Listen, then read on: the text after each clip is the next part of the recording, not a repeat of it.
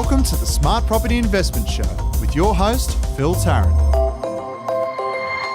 G'day everyone. Thanks for joining us today. We're getting back to chatting with investors. We've doubled down recently on economists and demographers and property experts and buyers agents and all and sundry mortgage brokers in particular, chatting about this crazy market that we're in right now. And I think we've established that it's not crazy, it just is. This is the way it is. Get used to it, capitalize on it, and there's going to be plenty of opportunities moving forward. But I'm not going to dwell on that today. You can go back and listen to probably the last sort of 4 or 5 podcasts, and we've covered a lot of ground. We're going to be talking a bit about Japan today, and I like Japan. I've been skiing out there beforehand, and if you remember, once upon a time on the podcast, we did a podcast with someone who had sort of bought a hotel out that way and their trials and tribulations.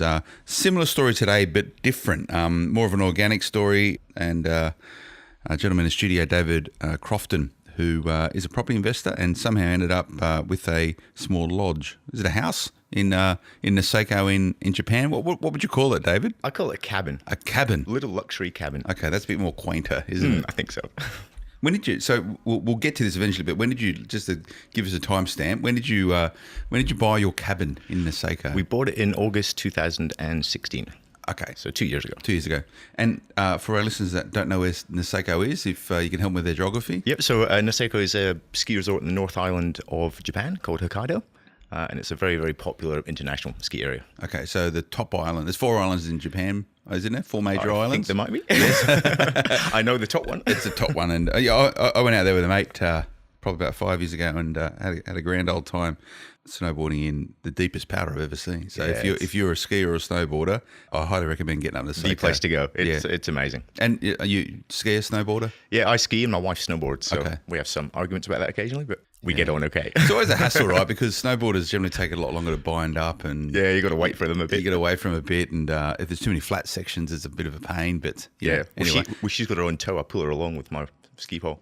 Yeah. There you go. The system works. So we'll get onto that, but property investment. So you're a property investor. I am. What's your outside of this cabin you got in Niseko? What's your portfolio look like? Okay, so we have a house in Tasmania, just north of Hobart, Glenorchy. An investment property? Investment house? property. Yep. So we bought that in 2015. And then we also have a investment property at Baddo Bay on the Central Coast. Baddo Bay. Yep. I used to go up there as a kid, the caravan park. Yeah, that's right. Yeah. Okay. Yeah, and we bought a house that needed a bit of renovation, and we put a granny flat in the back of it. So we did in that. Baddo Bay? Yeah. Okay. Yeah, we did that last year, which was an interesting experience. Okay. And you've also got your principal place of residence? Yep. We've got a house at Killarney Vale. Killarney Vale. Okay, which is also up on the Central Coast? Yeah. Okay. And then you have your cabin? And then our cabin. Yep, our little cabin in the woods. Holiday home. Okay. / rental. Yeah. You rent it out now, right? Yeah, we rent it out. So we rent it on we rent it on Airbnb.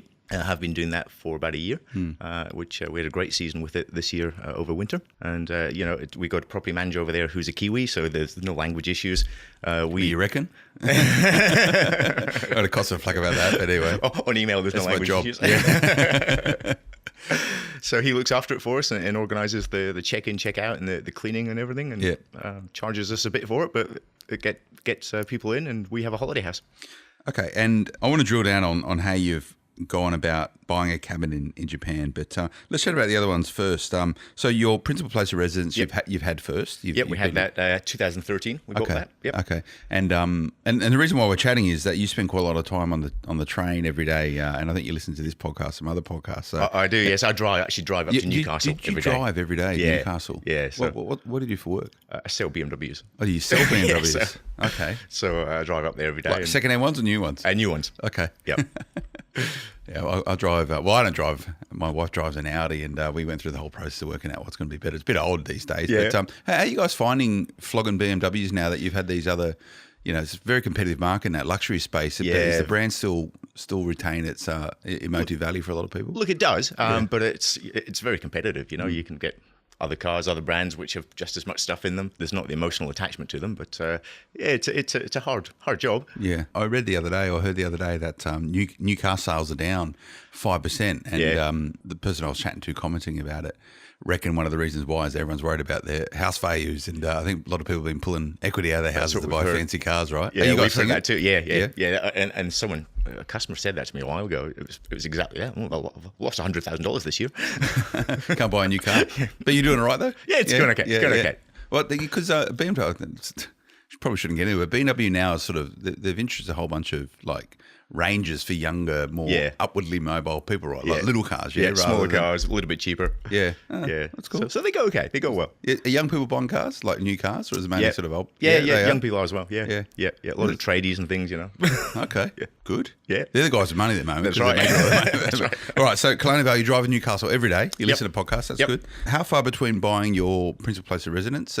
Married, kids, all that sort of stuff? Married, 2 kids, 15-year-old and a 9-year-old. So how far between buying your principal place of residence and buying your first investment property? So it was 2 years, and we thought we should do something. We didn't really know. We were a bit worried about and scared about doing it. It was kind of a first step into it. So we thought Tasmania would be a good option as a cheap place to buy.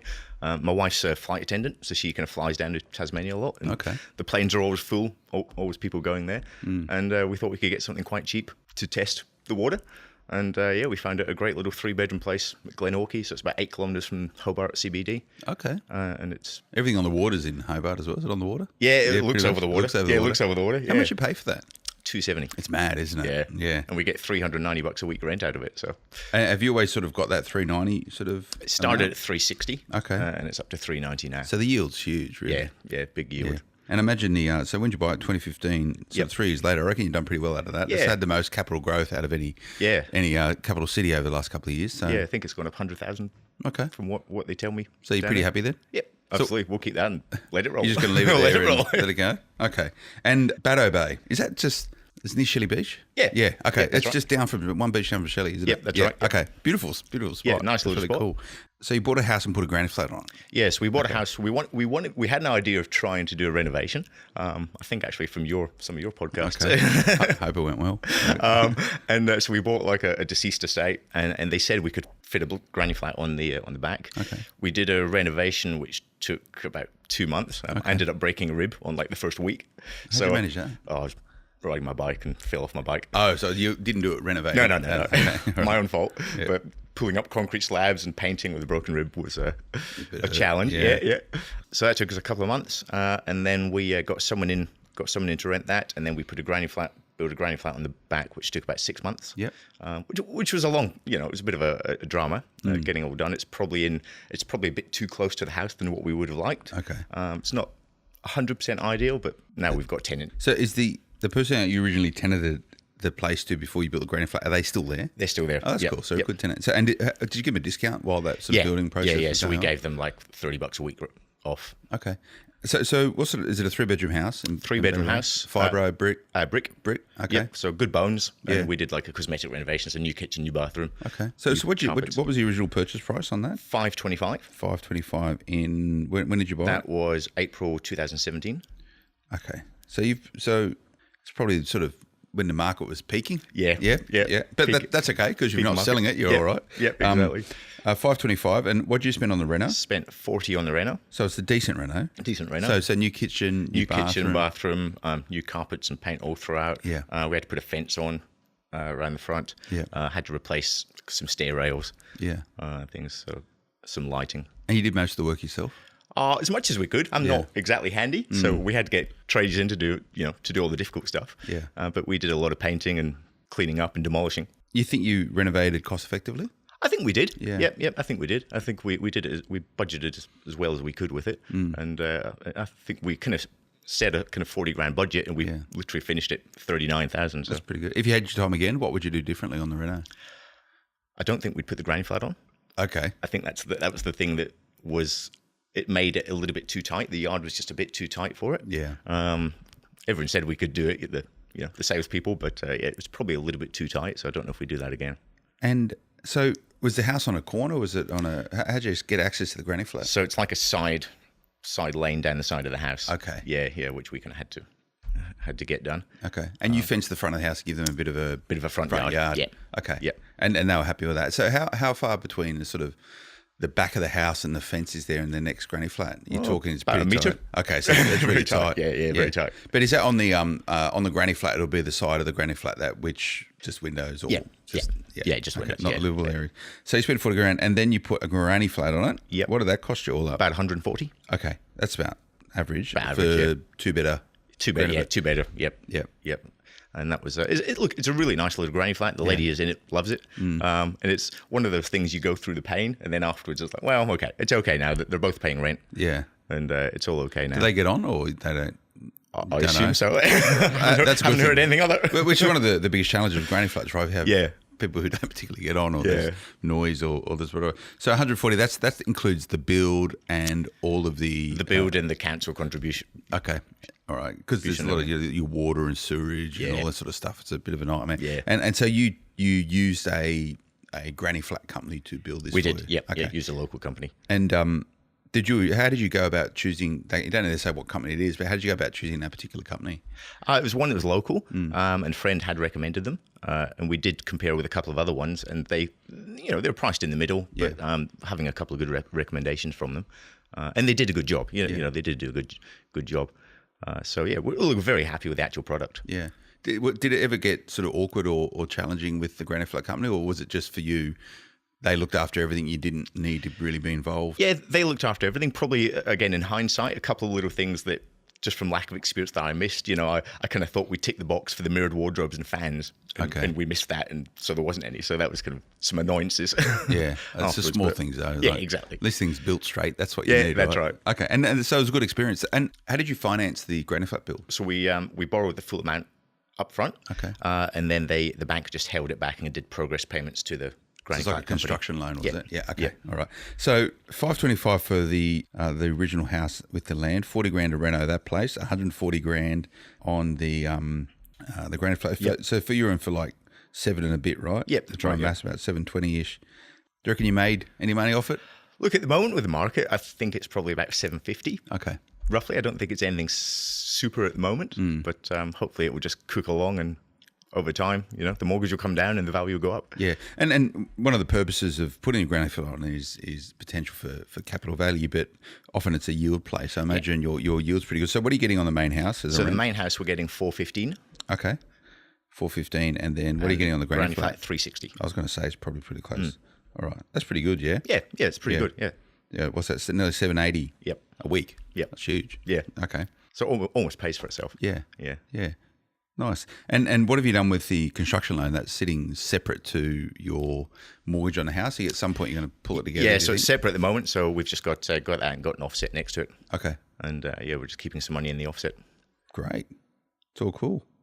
And then you got your place in Japan. Yeah, place in Japan, or a little baby. How did that happen? So my wife and I are avid skiers. We met in a ski shop. Which ski shop did you mean? Whereabouts was it? Erina. In Erina. Yeah, Okay. ESS Sports Store. Yep, in Erina.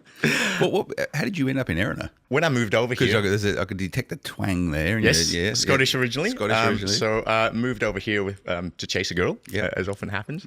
And she was based on the Central Coast, and we didn't work out, but then I met my wife At a ski shop. At a ski shop. You were working there? Yeah. She was working there? Yep. Okay. Yeah, she wooed me. She was going to listen to this, so you probably get a And we started going to Japan, loving the snow. Yeah. And then the opportunity arose that we kind of saw this little place that was kind of out of the main area, so it was quite cheap. So did you used to go to Niseko to ski? Yeah. That was we the place you used to go to? Yeah.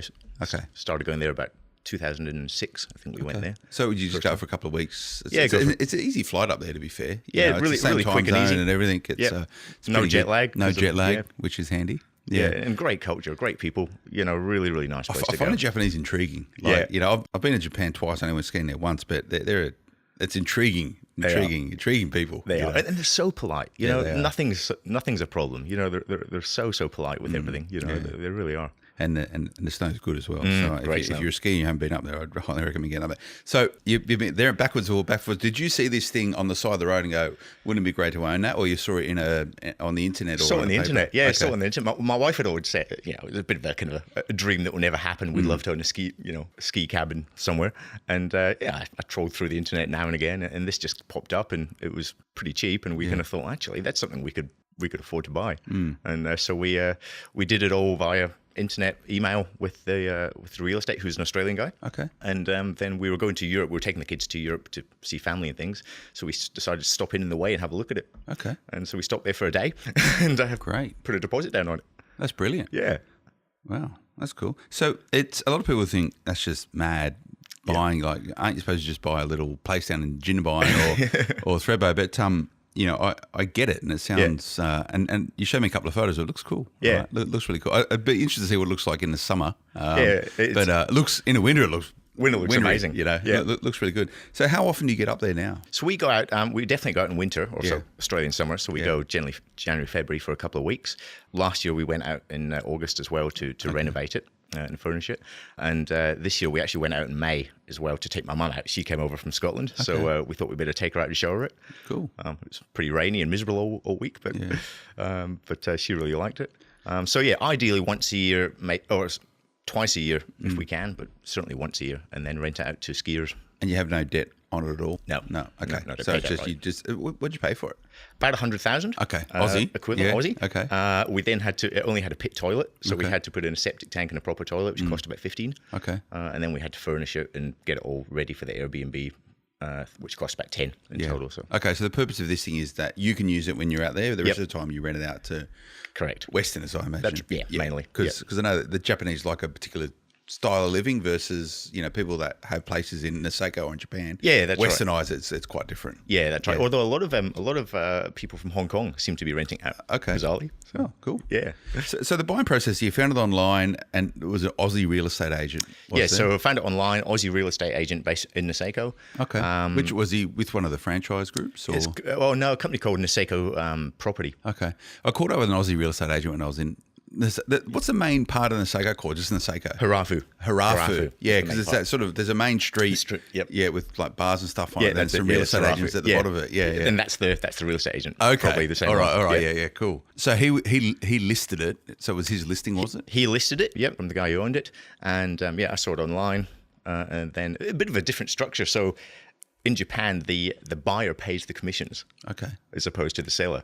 So we had to pay the real estate fees. Okay. Which was it's commission on the sales price. Yeah. Did you negotiate with him, or it just was? Yeah, we did negotiate a bit on the overall price. So we got it down a little bit. Were you buying it off another Westerner? No, it was actually a sports company from Chile who owned it. All right. So that's all I know about it. That's what was on the contract. And how was the transaction? Did you just have to rock up? Like, did you send money to that real estate agent in Aussie dollars, and then he paid someone in no, so we transferred it over to Japanese yen. So we just use a money as forex, and transferred it to the Niseko property account in Japanese yen, and that was it. It was really easy. They couriered the contracts over. It was all done in English. Translations. It was one of the easiest transactions ever, actually. Who did you use to make sure that the contract you were signing was in line with Japanese law and ensuring it's a freehold title, is it? Yeah, okay. It is. Well, they used I guess the equivalent of a conveyancer over there, so it was all done through that conveyancer over there, and we had to take their word for it. Yeah, effectively. That's okay. So no one's going to knock on your door and say yes, not really your place. Not yet. Okay. So you would recommend. Like, there's no real pain in the transaction. The transaction was great. Transaction was really easy. Yeah, it was very, very simple. So how far from owning it and you arriving to pick up the keys and actually spending a night there was it? It was quite a while because we once we settled in August of 2016, and then we didn't actually go and stay the night until August 2017. Okay. And so we had people in for the winter season. Oh, so you rented it straight out? Rented it straight out for staff workers. Okay. So they stayed for the winter. And then in August last year, we went over and we bought a whole heap of stuff from IKEA to get delivered and furnished it for 3 weeks and did some painting, that kind of thing, which was interesting. Yeah. So you just on the tools? Yeah, just nothing really major needed done. It was just kind of buying stuff and furnishing and a bit of painting. Is there an IKEA near Niseko? Well, there's one in South Island. So we did it online. to get shipped up for when we arrived. Some of the furniture was a little too big for the house. Okay. So we had to sell a couple of cheap coffee tables. But it was. But they came and they delivered it when we got there. And then we went shopping around the local area down to Sapporo. We borrowed a car and went and picked up dining tables. And I hope you bought a cordless drill, putting all that IKEA stuff together. It's the most miserable job known to me. We spent a lot of hours putting furniture together. So you made it nice. Made it nice. Yeah. My wife did all the furnishing. Debbie, she did a really great job. Yeah. It's really nice and cozy. It's generally just for couples. Yeah. But it's just a really nice, cozy getaway for the snow. And now you lease it out short term via Airbnb? Yep, that's right. Okay. Yep, short term Airbnb. And sort of what sort of terms you're doing? Sort of 3-4 days or a week? Or Yeah, we set a minimum of 4 days, just because of the cleaning fees and things are a little bit higher. So most people are doing 4 days or a week, and some people are doing 2 weeks. Okay. With it. So we seem to rent it out for around about, last year we did about 80 to 90 nights. Okay. And how long would the season be, would you say? So mid-December is when it starts getting busy up until mid-March. Okay. So the mountain's open for like 150, 180 days. Yeah, sort of 150 odd days, I think. 150 odd days. And you getting sort of 80, 90 days? Yeah, It's 80, not 90 bad, days really. out of it, yeah. Do you reckon you can get better efficiencies on that, or you reckon that's pretty much like turnaround, cleaning, etc.? Yeah, I think there's a bit more scope for summer. So we didn't really explore the summer option this year. So I think there's potential for a bit of summer business from the maybe the local Japanese people just wanting they like to come up to the mountains in summer and barbecue, and that seems to be the thing in summer. So we might be able to get some traction on that next year. Okay. But this year we just concentrated on the winter side. So it's putting a few bucks in your back pocket then? A few bucks in the back pocket. Yeah. So is that, what sort of holding costs do you have on it? Look, it is quite high. The management costs and the cleaning costs and everything are quite high. So What are they taking, like 20, 25% of? Well, to do a clean and everything, it's a clean and a linen is about $200, roughly. Wow. Yeah. So and then they charge you monthly about $150 to kind of manage everything. Yeah. And then there's it's the little things like this snow clearing to think of. So it's $600 a year for snow clearing. Well, is that just some local guy comes around and cuts a pathway down to your front door and makes sure there's a parking place? Yeah, well, more for the road. So they've got their snow plows for the road. Yeah. So you have to pay for that. It's like a council payment. Yeah. Okay. Yeah, council payment. And then also the management company will go and cut a path to the house. Yeah. Every so often as well, because it gets pretty deep. We had about 12 feet of snow there this year. It's crazy, isn't pretty it? amazing. Yeah. Well, does it take its toll on the building, all that snow, or are they built pretty well? Yeah, 'Cause they've all got like raked roofs and stuff. So They built do. properly. Generally, Japanese houses I don't think are meant to last. They seem to deteriorate quite quickly. This one was renovated by an Australian carpenter, so it seems pretty solid. It's got good bones to it. But I think over time, it will take its toll. Yeah, and so you're generating income off it. You're paying it out stuff. So it's like a business, I guess. Yeah, it's isn't like it? a little business. Yeah, exactly. Yeah. And what's the sort of long-term plans with it? You just hold on to it? Just going to hold on to That's it. Yeah, we love going there. It's such a great place to go. And even if no one was renting it, we'd still keep it and just, try and have 2-3 weeks there a year. So if you're not renting it out through Airbnb, I imagine it's reasonably cheap to hold then. There's obviously all the council stuff. Yeah, all the council stuff and the management stuff. But I think I worked out it would probably cost about $4,000 a year to hold. Okay, that's not too bad. It's not too bad. Okay, that's all right. A couple of weeks accommodation will cost that. So How does your accountant sort of do all this? I imagine it's a bit tricky because you'd probably need to declare the income out. Yeah, we're not exactly sure. We've just changed accountants, so he's looking at it all at the moment. Yeah. So they do have a tax treaty with Australia and Japan. So he's just looking at that at the moment. Just make sure it's done the right way. Yeah. Because a lot of people, it sounds cool, but there's probably that little headache associated with it as well. Yeah, that's right. Yeah. They give charges for that. That's really good. And so the company that you're using through it that manages Airbnbs, is that another Western Aussie Yeah, guy? he's a guy called Paul. He's a Kiwi. Okay. And so he's got a small company that looks after Airbnb properties over there. Yeah. And he charges us for it, and but he organises everything. So even when a message comes through an Airbnb with a customer saying, "Hey, I'm going to be there at 11 o'clock at night," he'll message them back and go and meet them. That's cool. And check them in. So. What's the expat community like out there? Seems to be Pretty pretty tight? good. Yeah, Yeah. seems pretty tight. Yeah, we've now we've been going there a lot and got a house there. You kind of start to know people and see people around. So there's quite a few. It's quite funny. Places like ski towns, everyone's got a bit of a story, right? Yeah, that's right. The Yeah. Westerners who, or people who are from international, whether it's even in America. Yeah. Everyone's got a bit of a story. Yeah, they're that's sort right. of kindred spirits in many ways. I Yeah, think it's a good vibe. I think everyone loves it. Everyone's there for one reason. They love the mountains and the outdoors. They do, and I've spent a bit of time in ski resorts and I've done seasons and stuff working out there, and I like the idea of it, but I don't know if I could permanently live in a ski resort. I think you go a bit mad, right? Yeah. It's a bit cliquey, Yeah. It's all right, but Nice to go for a It's while. nice to come and go. Yeah, It's nice to come and go. exactly. And so you guys fly from Sydney to Sapporo, Yep. and then it's about 3 hours right out there. Yeah, so Sydney to Sapporo, and then drive is about 3 hours. 3 hours. 3 hours up to the resort. And do you book your flights really early, so you're getting cheap, or you're sort of last Debbie, minute? my wife's a flight attendant. Oh, so you we, must get we like, do really cheap really stuff, cheap right? and last minute. Is she Qantas or Virgin? Jetstar. Oh, Jetstar. Yeah. Okay. Yeah, Jetstar. That's cool. Yeah, but we get flights on Qantas and everything as well. So That's great. Yeah, so that And works out probably well. at the front of the plane as well, right? Occasionally. Yeah. That's cool. A good story. So, not for the faint-hearted, but would you recommend other people, if they've got a passion for this sort of stuff, to go out there and Absolutely recommend it. You know, it's been a great experience. You know, it's definitely been one of the greatest experiences that we've ever done. And you know, little challenges on the way. You know, when trying to go the equivalent of Bunnings and figure out which color stain is which when it's all in Japanese was tricky. And you know, That's fun, right? Exactly. Yeah. It was a lot of fun, and it's just a great thing to do. It's sort of a bit of a hobby, a business, and Business, a bit of lifestyle. fun, a bit of lifestyle. Yeah. You know, I sort of get it. You know, Yeah. That's really cool. And what about back in Australia? You're looking to do any more investments? Yeah, we're actually looking at the moment. Okay. So we've got a pre-approval in place. So we're kind of just trying to figure out what and where. But we're kind of toying with maybe Adelaide. Okay. Just getting a little more of a capital growth play. Okay. Potentially Adelaide, something. And what sort of price point are you looking at? 500. Okay. Yep. So nothing too crazy, but For you, 500 grand goes pretty far in Adelaide. So if you choose the right spots, get a nice place down there. that's cool. And longer term, the idea is to keep building out the portfolio. Look, keep building it up with, you know, hopefully, I'm thinking 2 or 3 more. We've got a strategy of paying principal and interest on everything. So try and get it down as much as we can. Fine, that works for you. Yeah. You got to pay it off at some point.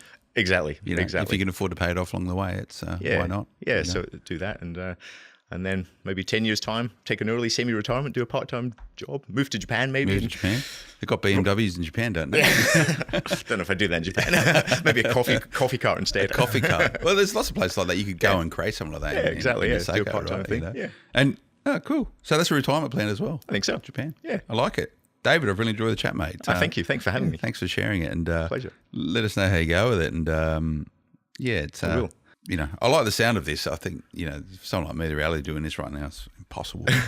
But it sounds quite nice, you know. And I imagine a lot of people probably think the same. And whether it's a ski lodge in Japan or it's a shack on the beach in the south coast of New South Wales, Similar it's all principle. the same and relevant. Yeah. My experience and chatting with people who have holiday homes as investments, you don't do it to make money. You know, there is a definite offset if it's a lifestyle option and opportunity. But to think that you're actually going to get rich out of letting out holiday homes, I haven't seen anyone that's No, really it's not nailed gonna it happen. yet. Not gonna happen. So it's a bit of a mixture. Yeah, it's that's a bit of right. a mixture. But yeah, and if that sounds like you, if you're doing this, if you've got a holiday home somewhere that you use for lifestyle purposes, but you also rent it out to try and make a few bucks an investor, give us a call because we'd like to get you on the show. I think most investors at some point in time toy with the idea. My view is that I don't get that much time off during the year, so I'm happy just to pay a Airbnb or something or other for a couple of weeks rather than owning something. But at a point in time, maybe I will go down this path. But if you are doing this, give the guys at the show a bit of a heads up. Editor at smartpropertyinvestment.com.au. We get you on the show for have a chat, good and bad. If you've done it and you'd tell everyone to stay well away from it, that's the stories we want to hear, as well as all the success stories as well. So make sure you do that. Editor at smartpropertyinvestment.com.au. Dave, I'm going to sign off now, mate. So thank you so much. All the best, and enjoy the snow. You're going up. Going in Coming January. to the season, going in Yeah, January. going in January. Good Yep. time. Yeah, Good time in looking forward to January. it. And if you're into snow and waist deep powder every single day, head up Niseko. I can guarantee that you'll have a good time. Thanks for joining us today. Remember to check out smartpropertyinvestment.com.au. If you're not subscribing yet to our morning newsletter, so you're the first to know what's going on in property and property investment right across Australia, smartpropertyinvestment.com.au/subscribe. And please keep those reviews coming on the podcast, on iTunes in particular. David, have you left us a review at all? I have. You Yep, have? yep. Good man. The team really do appreciate them. There's a lot of other people other than myself sitting behind the microphone here, so they get a real kick out of all the positive reviews. So please just take a couple of minutes to do that. I'd really appreciate it. We'll be back again next time. Until then, bye-bye. The information featured in this podcast is general in nature and does not take into consideration your financial situation or individual needs and should not be relied upon. Before making any investment, insurance, tax, property, or financial planning decision, you should consult a licensed professional who can advise whether your decision is appropriate for you. Guests appearing on this podcast may have a commercial relationship with the companies mentioned.